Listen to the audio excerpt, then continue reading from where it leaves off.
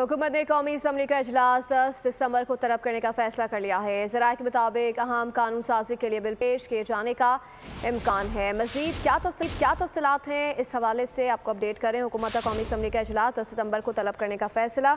मज़ीद जानते हैं नुमाइंदा बोली फहद चौधरी से। जी फहद चौधरी, आगाह कीजिएगा।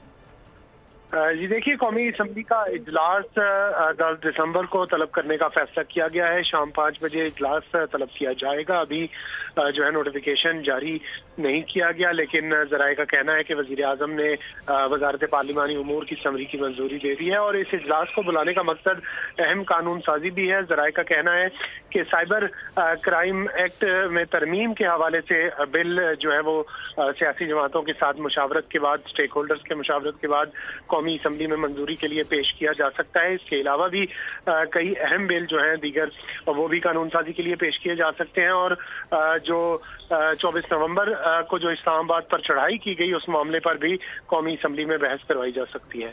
जी, मैंने इस्लामाबाद फहद चौधरी अपडेट करे थे, आपका शुक्रिया।